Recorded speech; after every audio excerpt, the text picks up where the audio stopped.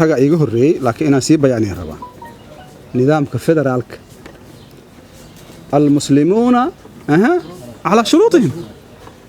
سومالد أنت إسوا تجان أنا كم مدم أهين مدحين حسن كم أنت قف جوجكم جرين بقاتي أنت إسوا تجان وحصاد دورت النظام فدراله أنا قدرت كديدنا كم النظام كفدرالك قبوا رابش شوي كان ما في عنه لكن دتك waxay ku heshiiyeen badali karto heshiis waxa lagu jibi karaa heshiis kale nidaamka federaalka hal ixtiraam waa ognahay waxa dawladdu ay ka wado maamul goboleedyada ka ra'yi duwan in la kala ra'yi duwanaado dawladnimada ka mid ani waxaan aaminsanahay dawladdan aad u nasiib badanta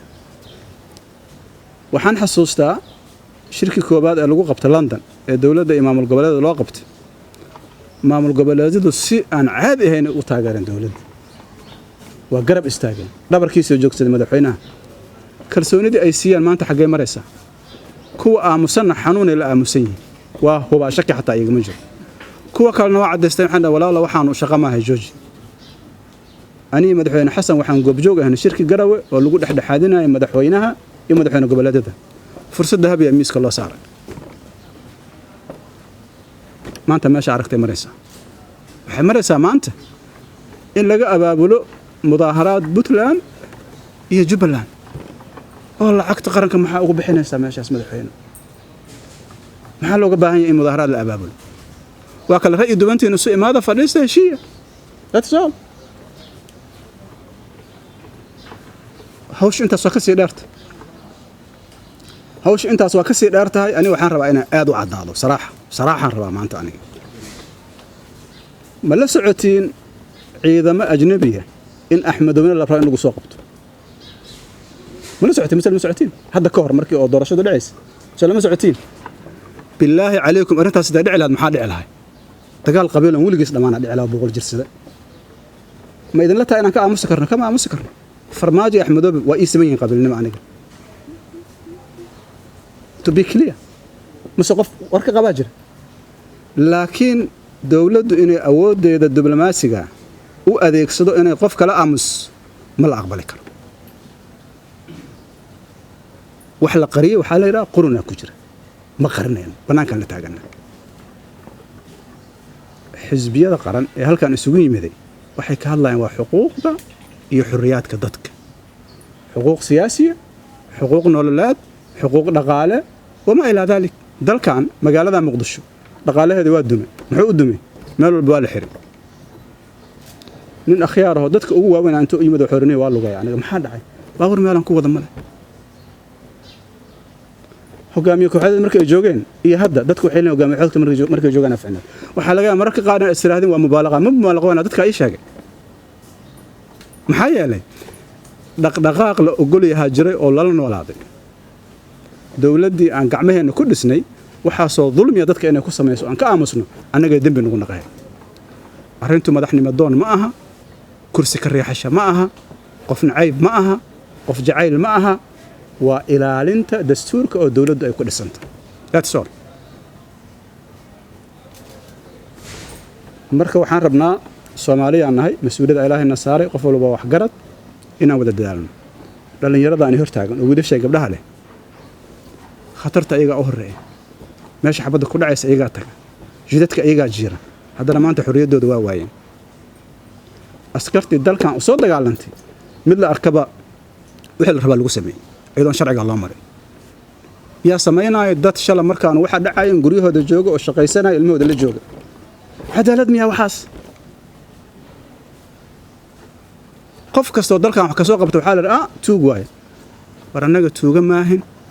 تتشرف لها هاي دلك أنا أصلا شقيني هذا أنا وأتاجن ما مل وناقي وحبان الله آخرية هذا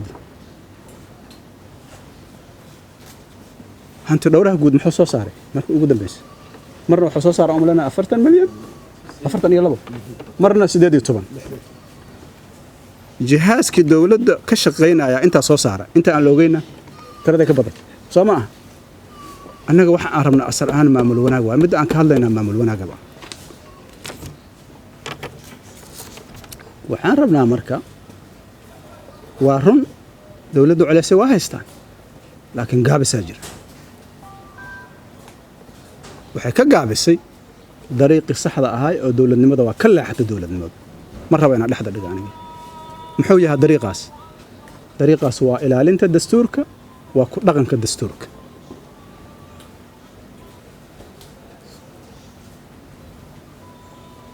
oo haddaanan dastuur ilaalinayn maxaan ku wada joogaynaa shalaba ilmaadeeraan ku wada joogi jirnaa matiyaan ku wada joogaynaa soomaalidaanu qabiil waa ka soo daashay waxay rabaan dowladnimo dowladnimaduna waa inay ahaataa mid wixii lagu heshiiye ku qotonto inay ahaataa loo baahan yahay marka waxaan rabaa inaan idhaa madasha xisbiyada qaran albaabkeedu waa furan yahay calaa masracihii u furan yahay wax shakhsiya kama hadlayna waxaan ka hadlaynaa wax qaran arrintaas ma caddoon colaad ma qabno laakiin mabaadi' aan aaminsanna waxaan aaminsanna qofka soomaaliga inuu xuriya inay waajibta qofka dembi gala sharciga eedeynaya mararka qaar waxyaabaha dhaco khatarta waxaa ka mid ah madaxda dowladda qolo aan shaqo ku lahayn dadka inay xirto oo dadka in la xiro see lagu xiraa waxaa lagu xiraa qofka inuu dembi galo hay-addii shaqada kulada ay soo aadayso xeer ilaalinta qofka xiraysa iyo maxkamadda xiraysa aan dhaho xeer ilaalinta eedaynaysa yaa xiraaya maxkamadda xiraysa qof la iska xiri kara ma jiro haddii dowladnimo laga hadlaayo haddii loo noqonayo tii hore oo nin walba ninkoo ka xoog badan ha xirto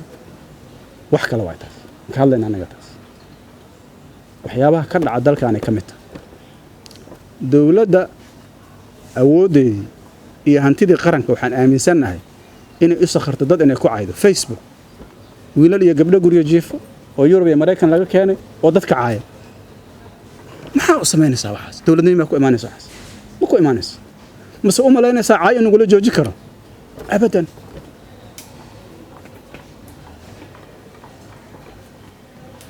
waxay ka mid tahay habka dictatornimaday ka mid tahay qofka in la cabsi geliyo in sumcaddiisa la dilo in la ciriiriyo in la handado qaara la weeraro guryahooda lagu weeraro iyagoo habeen joogaan sax wala laa dowladdu dariiq kaloo ay martamo weyse cabdiraxmaan waxaa ku filnad cabdiraxmaan waxaana gashay xadaalinta ha loo geeyo maxkamadda ha loo geeyo maxkamadda tag easy waa garateen soo maa bilaahi calaykum ma ku fikirtaan weligeen waxa ka dhalan kara arrintaas dowladdu waxa ay samaynayso waxa ka dhalan kara kama fikirto arrintaas waa arrin khatar madashaanu waxay u taagan tahay waa dowlad wanaag waa dowlad dhisid waa midan shacabka soomaaliyeed inay tilmaanto dariiqa saxda ee ummaddaanu ay ku guulaysan karto inay tilmaanto dariiqa khatarta ee ummaddaanu ay dhibka ka soo gaara shalay maanta inaysan ku laaban waxaan rabaa inaan uga faa'iidaysto fursaddan inaan u tacsiyeeyo dadkii ku waxyeeloobay ama ku dhintay ama ku dhaawacmay ama hantidooda ku waayay ama ku barakacay fatahaadda webiga shabeelle gaar ahaan magaalada beledweyne iyo magaalooyinka kale ee dhibaatadu gaartay intii dhimatay allah u naxariistaan leenahay intii dhaawac wax ku gaarana ku dhaawacanta allah caafiyo inta ku hanti beesha ilaahay meel khayra wax ka siiyo dadka Soomaaliyeed ee cid kasto wanaaga jecelna ha caawisaan leenahay waa mudan yihiin maanta waa walaalaheen dhibaataysan oo kalmadeena u baahan ayagana allah kabo gacanta ilaahay yaa buuxde allah ku deeqa ayagana insha Allah tabaaraka wa taala mar kale waxaan ka mahad celinayaa runtii sida wanaagsan iyo dulqaadka iyo kartida bahda saxaafaddu ay khatarta ugu bareertay habeen iyo maalin marxaladaha adagoo aad soo marteen waxaan idin rajaynayaa guul waxaan rabnaa in adunkuna xur aan naqatiin anagoo aan xur naqano qof kasta Soomaali xur u ahaado waxa sharcigu siinaya bas wax kale ma jiraan waa mahadsantiin. Assalaamu alaykum warahmatullahi wabarakatuh.